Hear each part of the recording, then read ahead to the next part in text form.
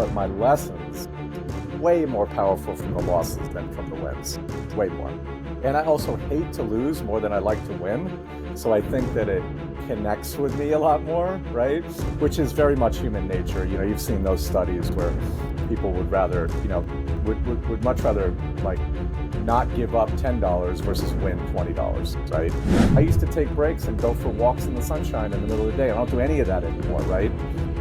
But I'm also really fired up about my career and really enjoying it. So I guess if there would be a fear, it's like, as this hockey stick goes, when does sort of my happiness start to catch up?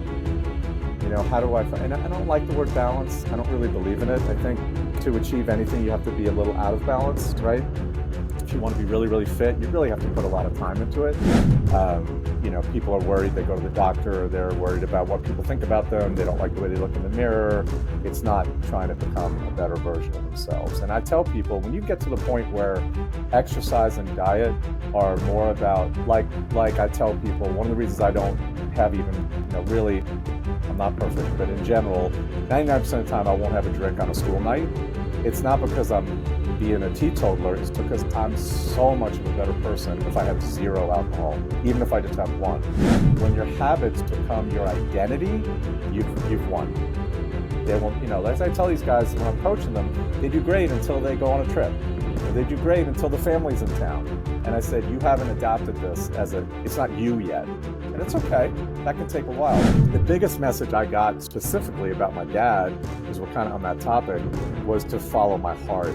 And he had followed society's rules, what his parents, what society told him was the right thing to do, and never followed what he really wanted to do in his life. So the biggest lesson to me really is that quiet time, getting away from your phone, away from the hustle and bustle, however you do it. I write about this in my books. Like, it could be underneath your car, it could be flying your plane, it could be playing pickleball, whatever it is, to turn that off. We all need it. And I mean that by saying that what I've realized is that trail running provided an outlet, a way to get away from it all that I do not have in my life right now that I really, really need. And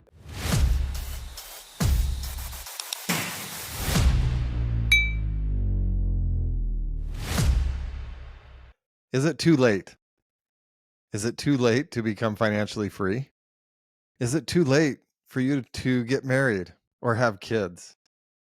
Is it too late to get in shape? If you have ever wondered about those things, then you are going to love the conversation that I have with Rami Odeh. All of those things Rami experienced later in his life. He's living proof that it's not too late for me and it's not too late for you. I am excited today for the conversation that I get to share with you that I had with Coach Rami. Rami, what was the most impactful lesson that you learned on a trail run? oh my gosh, I love how you jump right in. So, well, I got to preface this by saying, Alan, and you know this, but the audience might not. I was an avid runner for almost 40 years, and I have not been running for almost 2 years. So, and I'm 61, so I can't remember any of the lessons. So we're just going to have to move on from that question. So now I think, for me, it's interesting. The answer to that is I am learning the lessons now because I'm not running, that I was getting back then much deeper. And I mean that by saying that what I've realized is that trail running provided an outlet, a way to get away from it all that I do not have in my life right now that I really, really need. And this has come up in like the last 3 podcasts that I've done.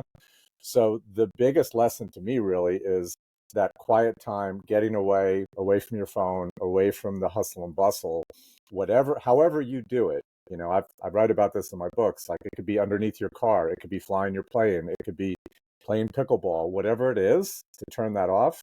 We all need it. And I didn't realize how important it was until I stopped doing it a couple of years ago. So that's a huge, like, kind of overarching lesson that I realized I took it for granted. I mean, I did it for literally 40 years, right? Some type of endurance athletes, and I stopped 2 years ago. So I'm going to get back to it. Do you think in that running that you were running away from anything, or were you running towards something? Or maybe there were different periods of your life where that answer changed. What do you think? Yeah, it definitely changed. I've told this on podcasts before that I do things in these 15-year increments. Thank God, I hope I live a long time because I got a lot more to do. And, so when I started running, it was a means to an end. I wanted to get in shape because I was semi-professional motorcycle racer. And I needed to get my cardiovascular fitness up. So I actually hated running, but I knew it was the best way to get my VO2 max and my cardio up. So I didn't do it because I wanted to do it. I did it because I felt like I had to. So that was really my beginning. And then I kind of fell in love with it.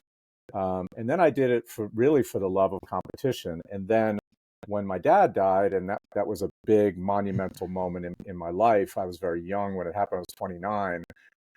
I definitely used it as an escape. I was a big partier in college. I completely quit that and got into athletics, kind of replaced it. And I definitely was running away from kind of dealing with that grief, right? So I literally I think I did 30 endurance events in one year when I went the year he died. So, and these are Wow. triathlons, duathlons, marathons. So some weekends I would do two. So I was a bit addicted. And then, same thing, like when I got burnt out on triathlon after 15 years, right? And I got into ultra running, it really was a way to have that downtime. And then when life got really hard, 100% it was escape. Now, but it was both, right? So I really did enjoy it. I loved the community. I loved doing it. But I also was running away. And we've had this conversation in our GoPod with one of our guys that we feel like is doing that as well, kind of escaping. So I very much identify with what he's doing. So it's a great question. And I think it's multifaceted, but, depending on my time of life, I was either running towards something or running away from something for sure. Yeah. So the title of your book is Quiet the Noise: A Yep. Trail Runner's Path to Hearing God.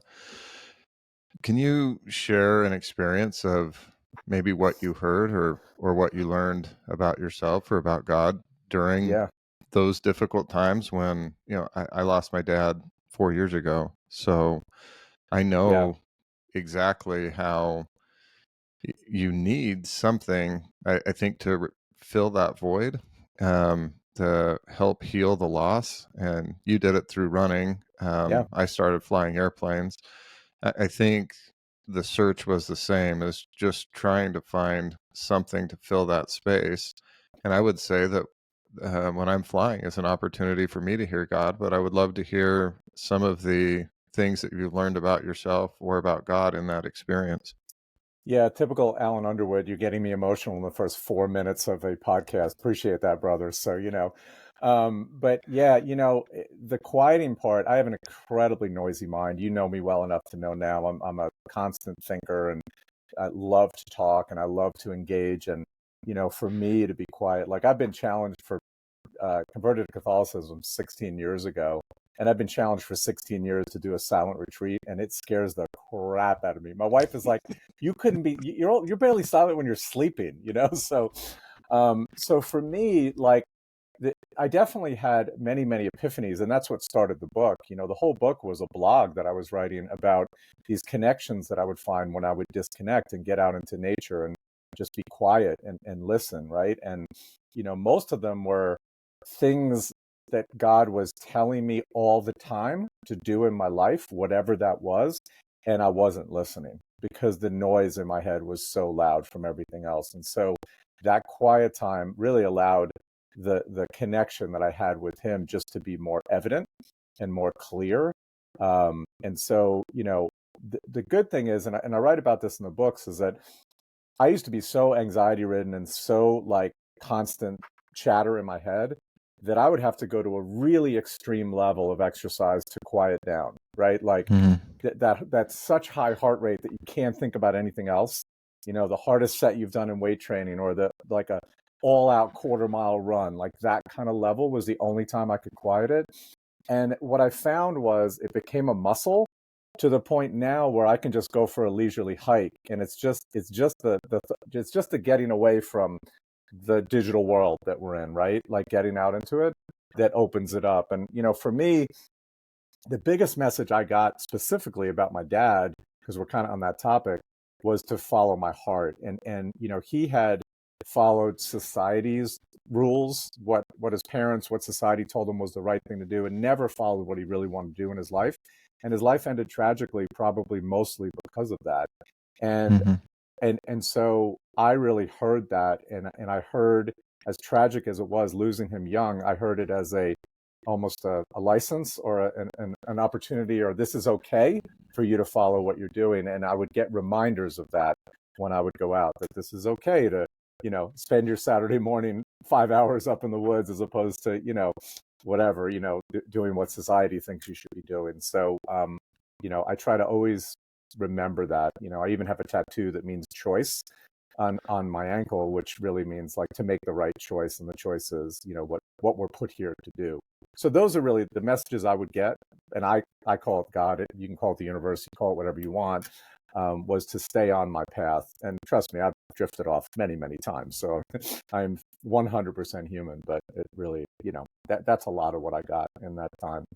And again, the reminder I'm getting on all these podcasts, I need to get back out there in some way, shape, or form, because I'm hiking, but I'm not getting really into the mountains and where I really do connect.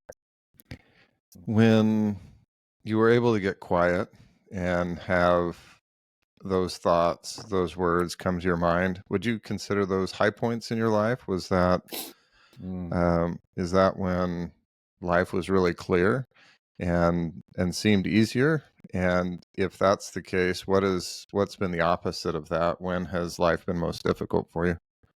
Yeah, great question.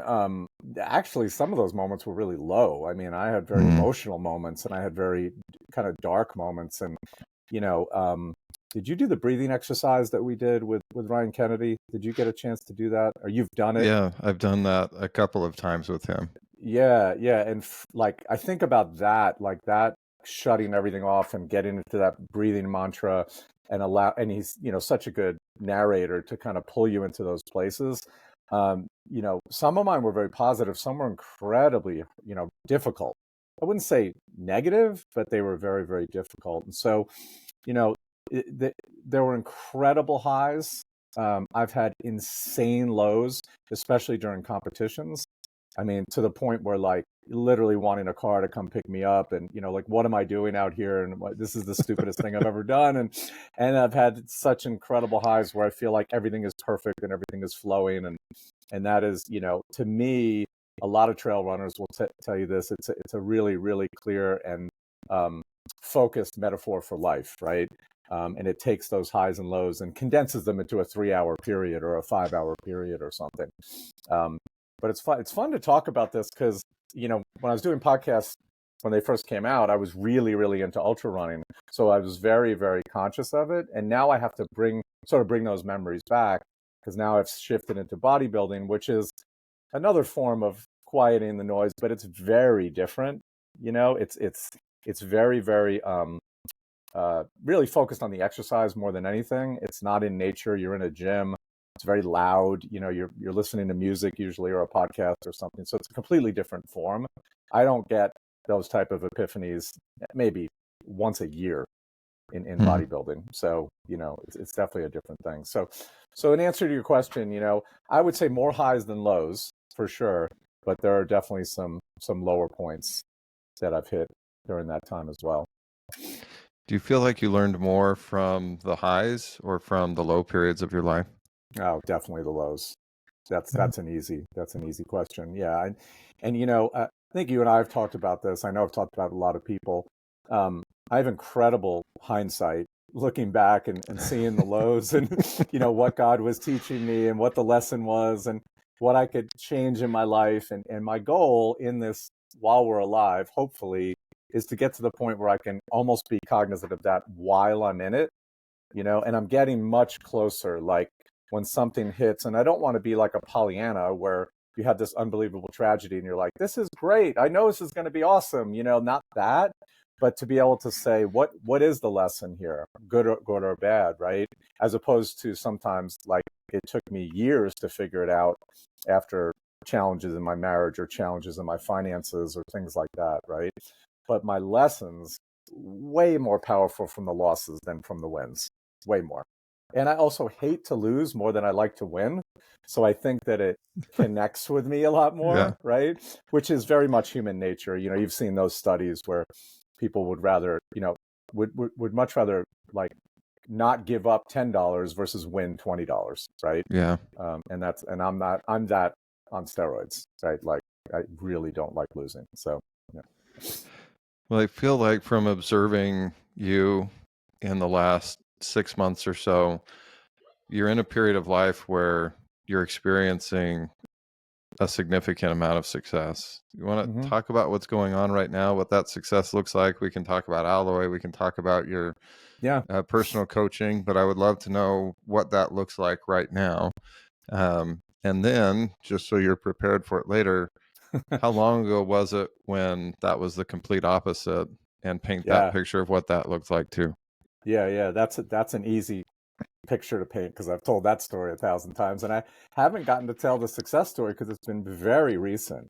It's definitely been a hockey stick, um, and I feel incredibly blessed. And I was on somebody's podcast, and I think it was about resilience, and I talked about, one of the lessons that now I look back on that I'm so thankful for and grateful for is the perspective that I got through that, right? That a lot of people don't have. So had a very successful company, a gym here in Atlanta that was a personal training gym. Did really, really well until 2008, like everybody else's business, right? And I made the great move of buying a commercial building in June of 2008, right before the market crashed. So like worst Perfect possible timing. timing. Perfect. Yeah. Only thing worse would have been like September of that year, right? Because it all hit in October. And really, really had some bad struggles and was blessed to have, almost went out of business, almost lost it all, and then brought it back and ended up selling that and selling the commercial building in 2019, right before COVID. So I finally had some good timing, right? I sold the gym right before COVID and I sold the building in 2021. And that was kind of a leapfrog to, get into coaching, consulting, and eventually franchising, and brought me to GoBundance, right? Which all those things sort of coincided. When I sold the gym, I was pretty burnt out. I had run it for 20 years, had really, really big challenges. I mean, like I said, to the point where we were basically almost bankrupt, and, turned that around. And once I got the opportunity to sell it, it was a no-brainer. Like I didn't even have to think about it. I was ready to move on. And it wasn't retirement money. It wasn't a ton of money, but it was more than enough to bridge me to my next career. And I've always loved coaching. So I kept that part of the business, kind of the individual coaching, nutrition coaching, things like that. I got into consulting. I do public speaking, things like that. And then just found my way into franchising and never really realized it when I owned the business because I was running it, that I'm actually pretty decent at sales, right? Like I knew I was okay at it and I knew I liked it, but I was doing so many other things. I really couldn't pour into it and ended up really just embracing it. I love the franchise product that I sell. I'm invested in them. And that's literally, believe it or not, only been a year. So you and I have known each other Wow. for 6 months. I didn't really start selling these till June of last year. And so when you've seen my one sheet and you've seen my increase in income and all, that's really only happened in 18 months. And I'm 61. So it's a pretty cool story, and my wife is doing the same thing. And we like to say we're going to be like those painters who started painting at 60 and were more prolific than anyone else, right? So, in fact, I think I've told you this, my next book is going to be called It's Never Too Late, because everything I've done in my life has been late. I got married at 37. I didn't really find my faith till 45. I didn't have kids till 38 and 41. And I really didn't start making, I made some good money in the beginning of my gym, but not this type of success until I was 59 or 60. And I never even saw my abs till I was 60, right? Like, so I really wait on everything, like I There's didn't hope actually for get me. it. There's hope for everyone, right? It really, that's why, I'm a idiot posting my pictures everywhere, but I do that mostly so guys that are 60 years old, they can go, "How old are you again?" And I do this and I go, "Look, I'm 61 years old. I'm going to be 62 and you can do it, So that's really, if you'd have to ask me, like, yes, there's been a big financial success, but really, my marriage is great, relationship with the kids is great, like it's all humming. I have it's funny, I have this thing right in front of me as we're talking, a plus sign, with faith, finances, fitness, and family, right? Mm-hmm. And if that looks like a plus sign, you're crushing it. It's really rare. Usually it's, moved over, like your finances Yeah. are great, but you're fat, right? Or you're in great shape, which I always was, but my finances suck. Or you're really humming, but your faith is awful, right? Your connection to the Lord is awful. So to balance those, that's what I feel success is, right? I'd rather, and that's what I'm trying to figure out now, right? Because I'm having so much fun with the financial success. Like we started in the beginning of this conversation, I'm not getting away and going to the mountains and having that peaceful time with the Lord. I'm still connected in all that ways. So yeah, so it's been quite a ride, really since I joined GoBundance. So just a year and a half. Have you struggled with feeling not worthy of the success you're experiencing? Actually, not as much as I thought I would. I don't have, I think I don't have imposter syndrome. I really don't, which is pretty rare for guys. I talk to guys at our level, and almost all of them have it. And I truly think it's because I am selling and working and investing in something that I have 32 years of experience in. So I feel very, very confident that if you ask me a question about fitness or nutrition or franchising in this world, I can answer it really well. It's one of the reasons why once I started to get some good success in selling franchises, I've been approached by other brands to sell their brands, and I've turned them all down because they don't fit my narrative. They do not fit who I am as a person. And I think that's why I feel really good about where I am in this role. So yeah, no, it's interesting. I thought I would, I would always think I would. Remember, I've shared this with a lot of people, and I've probably shared it on podcasts. I love what we do in GoBundance, where we try to find our limiting belief. And my limiting belief was never that I couldn't be a multimillionaire. I always believed that I could. I didn't believe I could be a multimillionaire and not be a total asshole, right? Like in my brain, the two were together, right? Like most of the people that I met Well, that were Rami, are super you sure wealthy, that hasn't happened? I think it might have happened, and I'm totally delusional. Yeah, just tell me that I'm not. But like all these pretentious jerks, that had a lot of money, and I'm like, for some reason in my brain, I thought if I start really making money, I'm going to become that person, And now part of that, and I'm going to keep saying GoBundance, but walking in and seeing all these regular guys that were multimillionaires, not dressed up, not pretentious, mostly self-made men, that changed my whole paradigm. So that's helped a lot. So no, I believe, the thing is too, Alan, when you struggle, and I know you struggle, when you struggle for a long time, you're not upset when it comes around.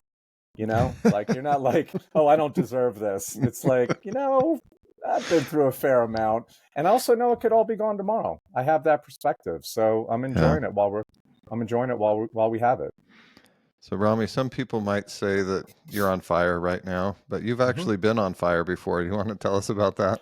Yeah, I gotta love the. How did you find that one? Oh my gosh. I think I might have put that in my information, but yeah, this is my kid's favorite story. I've probably told this 1,000 times. So when I was racing motorcycles, I took a friend of mine to come watch me, to come spectate, who had never been to any type of motorsport event before.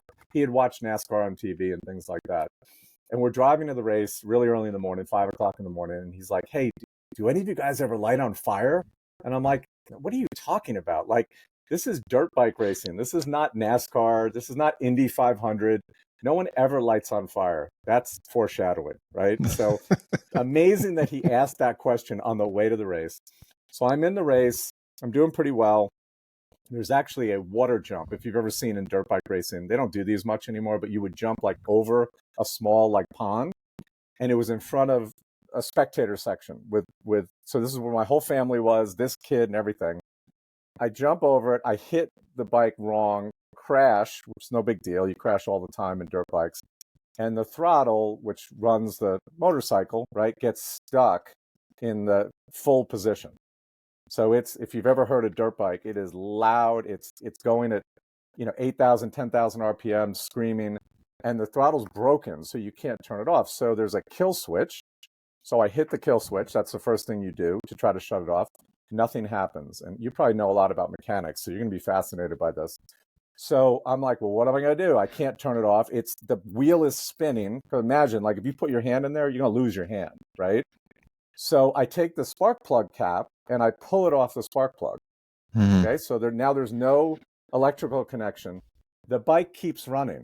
Mhm. It was running so high that the spark was arcing, traveling through air between the spark plug cap and here. Now imagine, because the next thing I do is totally idiotic, but my adrenaline is out of control. Remember, there's all these spectators staring at me. The bike is screaming. I'm trying to get it to stop doing this. So I decide I'm going to, what I should have done, by the way, here's hindsight, is turn off the gas, because it would have run out of gas in about 30 seconds because it was running so high. I pulled the gas line off because I Brilliant. thought, well, there'll be no well, spark arcing, gas line on fire. So literally I was on fire, the bike was on fire. The rest of this I don't remember because I probably went into shock, but they told me I was reaching for dirt and throwing it on the motorcycle. I was on fire, but I didn't want my motorcycle to burn. So the next thing, they sprayed me with the stuff and people were cheering, and and my friend was like, that was the best thing I've ever seen. You told me nobody ever lights on fire.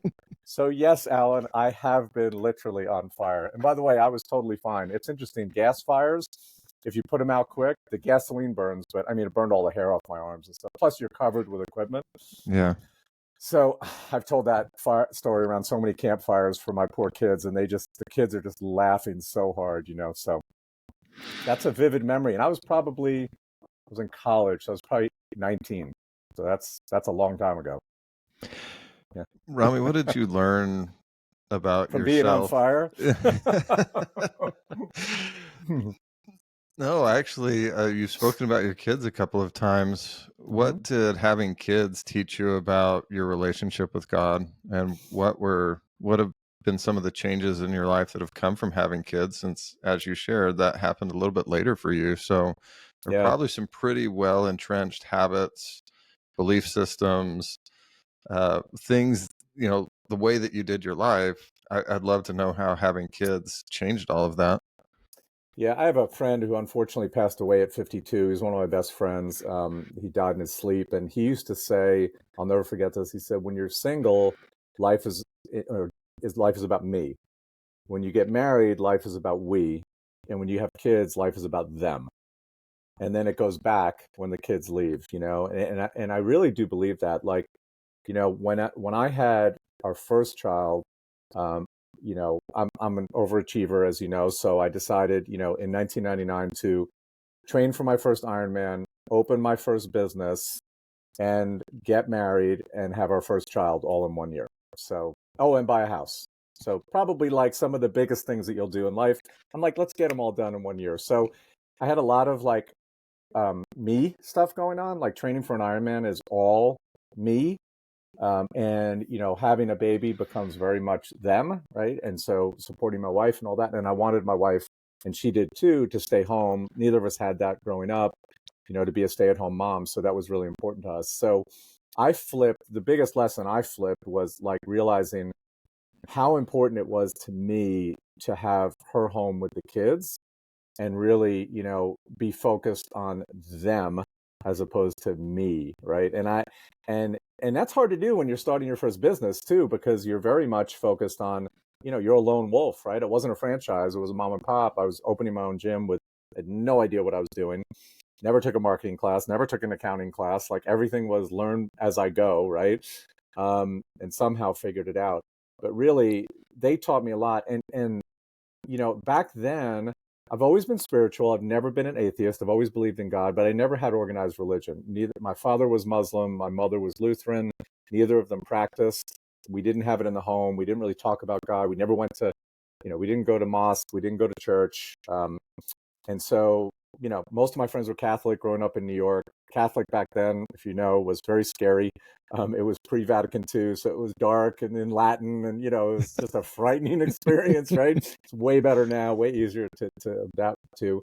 But my wife was a cradle Catholic, and she really wanted to raise the kids Catholic, and I was not against it. I just wasn't into it. And it's really kind of a cool story when we decided to put our kids into Catholic school instead of public school. And my son was coming home and asking me all kinds of questions, and I didn't know any of the answers, like, because I never had organized religion, right? So I decided in 2008, ironically, so at the same time as life was falling apart financially, marriage was also in our worst situation it's ever been. As close to divorce as possible. We've been close a couple of times. Praise God, we've been doing great for 4 or 5 years now.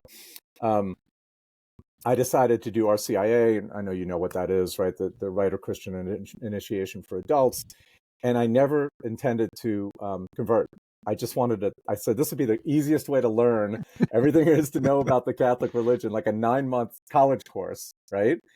And then I'll just drop it at the end and I won't convert. Well, long story short, 4 months in, I completely fell in love with the religion. We have an amazing parish, great pastor who also really single-handedly almost saved our marriage during that time, which was incredible.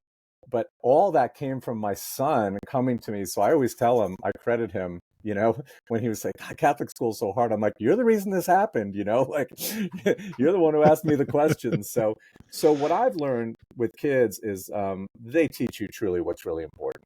They really do. I mean, talk about grounding and bringing you back to the moment. And, I just remember moments with my kids that never would have existed. I never would have slowed down as much as I did when you have children. And I know you know that too. Like, they really do bring you, to a place that, and you can't explain that to people who don't have children. It's a complete waste of a conversation. In fact, they'll get mad at you if you try to. But other people, other dads, they totally get it. So hang on, my dog is messing up. Gotta love these podcasts when dogs are in it. Hold on. He's my little buddy during the day while my wife is at work. So yeah, I mean, to me, that's not just a God thing. That's a person thing, right? That they just bring you back to the moment. I can remember such good, perfect little moments where you're truly in the moment, and it was almost always with the kids because they don't let you not do that. That's so true. Mm-hmm. What's your relationship like now with your kids? I mean, we go through different phases when I feel like that 0 to like 2 years old, dad doesn't really even matter that much. Mom's important. And then you get if like I could breastfeed, it would have been great, but I tried and it just didn't work. So. And then I feel like there's this golden period between like age 3 and like 11 or 12 where totally like agree. dad is really awesome. Yeah. And then you hit like 13 to 18 or 19. Yeah. And now you just wonder why you had kids in the first place. Yeah. And part of that is they're so much like you that it drives you crazy because you can see yourself in them. Especially like you at that age, you're like, I was exactly like that. And I want to tell them, this is so dumb. You're going to come back, That's exactly was my relationship, total hero, incredible connection to both my son and my daughter. My daughter is a little more like me in some ways. My son it's interesting, as my son has aged, he's become more like me. So that's kind of cool to watch. It's, I've loved every section except for maybe middle school, that's a hard time. But, even then, like I coached cross country in middle school so I could be closer to them at school. And, they both hate running. So that's probably like can be a traumatic thing that they go to therapy for later in life. But, it's, I really have loved it. The teenage years are definitely hard. Plus, we went through COVID during that time. My son graduated in 2020, so that was awful for him. Yeah. No graduation, no prom. He was the lead in the school play, and he didn't get to do it. And, all that stuff that, look, as adults, everything I missed during COVID, I can get back, right? It's just something I'm going to repeat next year. There are those life moments that they just lost. And, don't send me down that rabbit hole because it really makes me mad. But, now, great relationship. They're 22 and 19. They're adults. They have full-time relationships. We have discussions about finances and relationships, and you don't see them that much. The stat that like I don't wish it because I really did spend a lot of time with my kids, but I wish a lot of dads heard this stat early. I tell it to all new dads that you will spend 94% of the time you will spend with your children before they graduate high school. Yeah. 94%, and then 6% of the time you're going to spend with them is from high school till you die. That's unbelievable, Yeah, and parenting what I call baby adults, those, like Yeah, 19 to 30, I guess, can depends be on the more kid. Yeah, challenging than having babies, right? yeah, Because now you have this person that's capable of making decisions. And I think because we've had life experience, we've had failures and successes, you look and you're like, this is clearly the direction you should go. yeah, But you have to let them make their own choice. And yeah, sometimes, that ends with a motorcycle on fire of yeah. their life. And other times you clear the hurdle and you're feeling pretty good about it.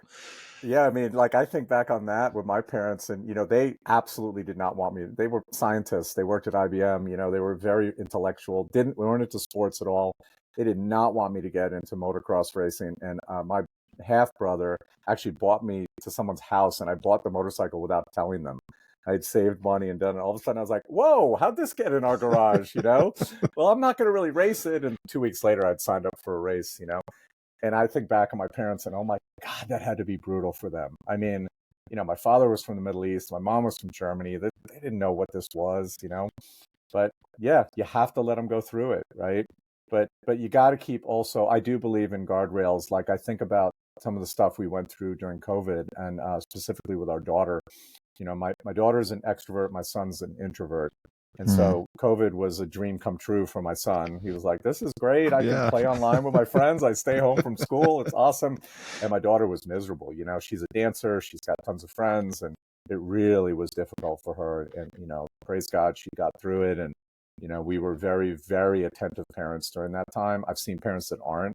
And we had to be real parents, which, as you know, real parents is the hard decisions. Yeah. Real parenting is not what I'm doing now, which is planning a beach trip for next week. That's Yeah. fun parent. Right. That's Anybody can do that, right? Even poor people can do that. They just put it on a credit card. Right? It's not even about finances. Real parenting is making those really hard decisions that are that almost can cost you your relationship with your kids. I remember I had to make a decision with my daughter, and I told her, and I might get emotional with this. I said, "I love you so much that I'm willing to make this decision, even if it costs me my relationship with you." And Yeah. and she didn't understand at the time, and she's now has subsequently actually come back and thanked us. But I got to throw in a moment that we had, Alan, because you're such a good parent, and I know parenting is a big part of you. We took them all out to dinner. I can't remember who it was at. We took them to a play or whatever, and we were all drinking. That's another thing. Like we're having alcohol with our kids, like it's crazy, which really lubricates the conversation nicely, right? And they came back with like all this stuff that we had done raising them that they really like truly appreciated. And I was like, I think I shared this as a win in our GoPod, that it was shocking to us because some of like the rituals that you do, you think they're never going to remember this. And both of our kids are like, oh, we remember it like it was yesterday, and we're going to do it with our kids. And I was like, Wow. oh, that's so cool. Like, and I tell that to new parents, like there might be things that you're doing that you think this is just a waste of time. Why do I keep doing this? But they really do. Some of the stuff really gets through. So, that changes in our relationship. I've really appreciated every part of it. And like you said, when you asked the question before, the lessons and what made me a real parent, what made me feel good, are the really big challenges that we've had, and getting through those. So they were tough. So, Rami, you've coached thousands of people through fitness transformations. Hmm. Has it been hard to turn off the coach with your kids? No, no, because they're not listening. Like they are They really didn't strong, sign up and they independent. certainly didn't pay the fee. They didn't pay and they don't need it. And I tried to be, what I tried to do with my kids, which is what my parents didn't do, is give them an opportunity to try everything and see what landed with them. And with both of my kids, it ended up being drama and dance, right? Which is my wife's background. So that's kind of cool. She was a semi-professional, actually professional ballet dancer, totally into plays. I never did any of that. I raced motorcycles, right? Like, and lit on fire. So we couldn't have been more different, right? Ballet dancer, guy lighting on fire. Um, and so what I did was my parents, like, they let me not do anything, and that was not good. Like I was a latchkey kid and played a little bit of sports, but I had way too much downtime as a kid, and it was just not a healthy way to grow up.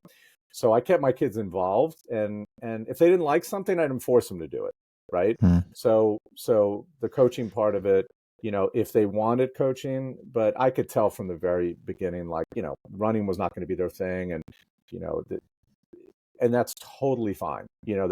I was so happy that they found something. By the way, I got totally into drama. I became like a drama dad. I became a dance dad, which I don't know anything about that stuff. So it was so cool to learn it. And it's incredible. Like, what they do. Like, I used to tell my son, like, how do you remember all those lines? Like, I have a tough time remembering the Catholic prayers that I say every weekend, but for them to remember all lines. And then my daughter remembers like 9 dances to perform, like, and athletically and physically, and also obviously high skill set. So it's really, really cool. I have to say, like, living vicariously through them doing something totally different has been amazing. So luckily they decided to do something that I absolutely couldn't coach. I won't say the same for my wife, because she's, that's got to be hard for her. She was a professional dancer, right? So she has to be really careful. She waits for our daughter to kind of ask her, like, how was that or whatever. She tries not to give critiques. But I'm sure that's very, like, if my son ended up racing motorcycles, that would have been very, this would be a different conversation, Interesting. Yeah, so God was very sweet to me in that moment. Yeah. And to them, apparently. Yeah, exactly, because that can be pretty tough. Yeah. When training people, do you feel like the biggest challenge is training the body or training the mind? 1,000% the mind. So I tell people all the time, especially now, I'm not giving you much of the how anymore. I'm really working on your why. Like, why are you doing this? What's your motivation? Why did you drop off? Why were you doing so well? And then you went on vacation and you totally messed up and didn't do anything and ate a bunch of cake and gained back weight. Like, that's where I come in. And that's the hardest part. We have the most knowledge we've ever had in the history of the world. And I think we have the least wisdom that we've ever had. And so, we've been talking a lot about AI, and one of the places AI is going to be it'll eventually do everything, but it's going to be slow, is in like empathy and wisdom. Like, it can go out and get all the knowledge, but it doesn't know how to use it or when to use it. Like I coach probably 80% Go Bros now. Like, it's just sort of morphed that way. And I love them because they're so driven. And I have to really know 80, 90% of the time, they want me to be hard on them. But there's that 10 to 20% of the time where I need to back off, right? And that's the mental game, right? It's not giving them a different exercise or changing their diet. I mean, I can do all that. I obviously do it, but the mental side, and I have a degree in psychology, so that really comes in handy, right? Like, that really, I think I use that more than my physiology degree. I really do. It's definitely harder. And, think about it. Like, you can get almost anybody to exercise, but getting somebody to change their diet is brutal. I mean, look at the United States, right? Do you know, by the way, here's a stat for you. 1 in 8 people in the United States now is on a GLP-1 agonist, like semaglutide or Ozempic or one of those. 1 in 8? 1 in 8. So Rami, you'll appreciate this from my story, because there's so much of what you've said that I'm seeing like bullet points in my life. So I started my first business when I was 22. It was a pizza restaurant, and I was there from sometimes 4 o'clock in the morning till midnight or 1 o'clock the next morning, because you had to make the dough. Yeah. And then you had to get the store ready, and then you're off and running. And on the busy weekends, there's a big mess to clean up. And so my diet was, during that time, pizza? Hot wings, and Mountain Dew primarily. Wow. And all the major food groups. You did great. Yeah, Alan. It was obviously designed for physical health and endurance in life. And I remember going to the doctor, and obviously I'd put on weight, wasn't happy with how I was looking or how I was feeling. And he said, do you know what triglycerides are? And I didn't even know what triglycerides were. Right. And I said, no. And he explained, and he said, well, your levels are a little high. And I said, well, what does that mean? He says, well, you're 700. And I don't even think I've ever heard that high. Yeah. And I thought that was pretty good. I thought you were supposed to have a high score. Apparently that wasn't the case. I'm winning. And you're supposed to be under 100 or something. You would know that better than I know. Yeah, and under 100 so is good. Yeah. I was 7 times as good as the guy standing next to me. And he wanted to put me on some medication. But I knew it wasn't medication that was the problem. It was what I was Yeah, eating. hot wings and pizza. Yeah. So I made a dramatic change and, was able to turn that around. But it was a difficult environment to do it in because it was so connected with every day, right? I didn't Mm-hmm. change where I was working, but I had to make some very huge decisions. I'd love to say that I never went back, but that hasn't been the case. It's been, a roller coaster ride probably that a lot of people experience. But Yeah, um, most people. what are some of the things that you help, um, tools that you use to help people make or discover their why and begin to make these fundamental shifts in how they're taking care of themselves? Yeah, it's funny because I've been through this for 32 years, right? And when I started in this, I got my graduate degree in exercise science. I got the best certification there was. I wanted to be the smartest trainer in the gym. I knew I wasn't the biggest, I knew it wasn't the fastest, but I wanted to be the smartest, right? I wanted to be, and it really served me well in my career because I would get all the doctors and the people that really wanted kind of a higher level conversation. And but what I learned over the years, and it took a long time, is that I can give all the knowledge in the world, but really what I provide, Alan, is accountability and authenticity, like that truth telling and having to check in, right? Like, and I tell people all the time, I use coaches. I'm a full-time coach. I'm very motivated. I have really, really strong willpower for most things. And I used a coach to get me to the shape I wanted to be in 60. And what I used him for was not a little bit of knowledge. Like he knew more about bodybuilding than I did. He's a professional bodybuilder, but I had to send him my pictures every week, every Monday morning, pictures of me Mhm. shirtless. Like that's some serious accountability, right? That's the big thing. And so, diving into the why, figuring out why somebody wants to change, like that triglyceride number might have been your moment, right? Like, but for somebody else, they might have been like, cool, I'm going to go for 1,000. Like it might not have worked for them, right? Um, and I'm always shocked and I've gotten really good at it, is peeling back that onion and figuring out why somebody, and I've also learned some people are not going to give it to me in the first month of coaching. They're just Mhm. not ready. Like some guys, like they're crying on the first call. Like, and I work with probably 80%, 90% men now. And other guys, I'm like, oh, this is going to be a hard one to crack. It's going to take a while. What I do with guys like that is we do everything. They stay accountable. And after a month, when they're not getting results, I go, let's talk about your why again. And all Mhm. of a sudden, they're able to open up a little because now they realize without that, it doesn't matter. Like, the how. Yeah. Everyone on earth knows the how. Eat less, exercise, eat protein, lift weights, like sleep well, get sunshine. Like these are just basic things, right? Um, the other thing that I've really learned, and this has specifically happened working with GoBros, is being able to curate all the knowledge that's out there. There's way too much information and way too many gurus and experts. Having somebody that's been around for 32 years and can take that and go, this is what's going to work. Like, it's really, really funny having learned all this stuff in 32 years and getting a graduate degree that my job now is giving people the basics, like the Mhm. fundamentals, the foundation, and drilling that in. Like if you get on what our fitness micro tribe, it's all these discussions on what's the best form of vitamin C and how much NAD should I take and should I do my cold plunge for 6 minutes or 12 minutes? And I'm like, are you lifting weights? Are you sleeping 8 hours?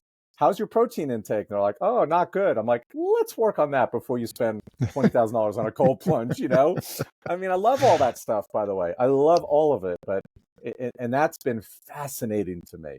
And I saw that the minute I joined GoBundance. I said, what can I bring to this tribe? And I can bring wisdom in this lane, Yeah. in the fitness lane, because these guys are so smart and they have access to everything and they have the money to buy whatever they need. And they need somebody to just tell them, let's just do the basics. We'll do all that stuff later, you know? So that's a big thing that I work on. So when you're looking at those personal motivations and those whys, how frequently are those aligned with that plus sign that you showed earlier? Faith, family, finances, and fitness. Yeah. Yeah. Not very often. Mm. Yeah, I don't see many plus signs. I see a lot. I see in our group, I see a lot of people very skewed towards the finance side. And we are probably the more fit group of wealthy men that I've ever seen. Like it's definitely a pillar for our guys. You don't see, it's not like whatever. I'm sure if you go to the financial planner conferences, they don't look like GoBros, like it's just, I see Yeah. more of that. I also see, I think I see a big lack of faith in our group, right? Like I see people that are very driven, but they're really reliant on themselves more than something bigger. And again, I don't care what it is, but you got to get to a point where you're leaning on something bigger. You and I, you know, we got forced into it. Like our life handed us enough that we were like, okay, I can't do this alone. Yeah. Like I was always a lone wolf until the shit hit the fan, and then I realized I need community. I need my church home. I need a connection to God. I need something every week that grounds me. So I don't see that plus sign. And when I do, I that becomes my best friend. Yeah. Like, or a mentor for me. I've got a guy here in Atlanta. He's got the best plus sign I've ever seen.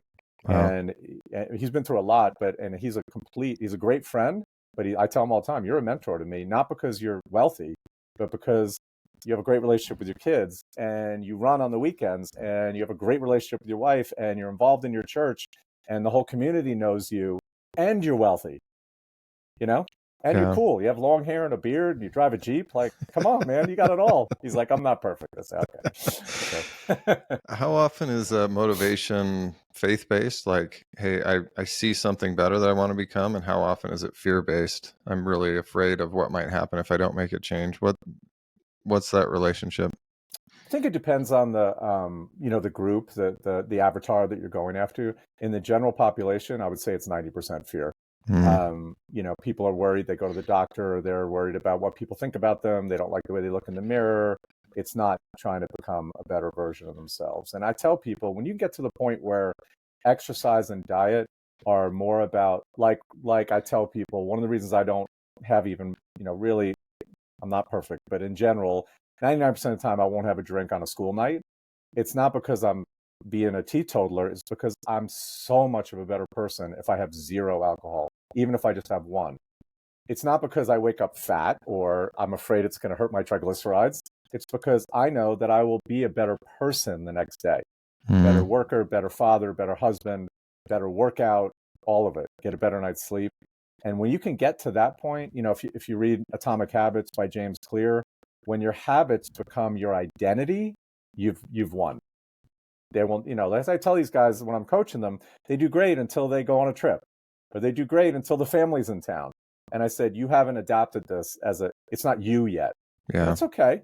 That can take a while. But when you go to dinner and people are telling you what they think you're going to eat, now it's become you. Like when I go to dinner and I order a slice of pizza, people go, what?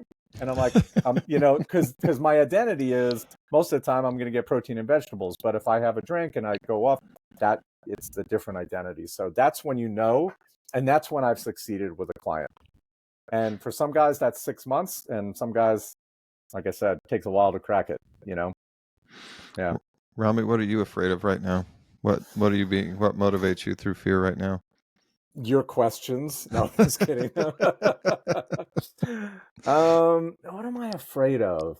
I had a great conversation with my wife last night, and I said to her, now that we're quote unquote, successful, we're not financially free, but we're certainly in the best financial place we've ever been. I said to her, do you think we're happier? And we both kind of paused, and I think that Daniel Del Real explains it the best. Is like when you're building wealth, there's a weird place where you're doing well societally, but you're actually less happy and more stressed than you were when you were making less money. And I feel like we're in that place, because we don't have, what do they call it, escape velocity, right, with our finances. And I don't know, like. And again, happiness is not my only goal in life. Like my goal is more joy than happy, and we could do a whole podcast on that, right? But are we more joyful? And like she said that, she's like, you don't grill out anymore, and I used to take breaks and go for walks in the sunshine in the middle of the day. I don't do any of that anymore, right? But I'm also really fired up about my career and really enjoying it. So I guess if there would be a fear, it's like, as this hockey stick goes, when does sort of my happiness start to catch up? How do and I don't like the word balance. I don't really believe in it. I think to achieve anything, you have to be a little out of balance, right? If you want to be really, really fit, you really have to put a lot of time into it. But I don't know. It's hard to articulate, but it's interesting that we just had this conversation last night. Yeah. because she's actually working for the first time ever full time. She's always worked, but it was always been part-time real estate, part-time personal trainer, and now she's running an alloy that we're invested in, and she's invested some of her own money, and we've never done this before. And that, I would say, that's a fear. Like, what's that going to do to our marriage? Mm-hmm. Right? I want to be very cognizant of, we've never both worked full time. It's always usually been me and her supporting me. And now that the kids are grown, decided to do this, invest in franchises, let her run it. So, so keep me accountable in the GoPod, check in with me, like, how's the marriage and how you doing? And it's a very new role for me.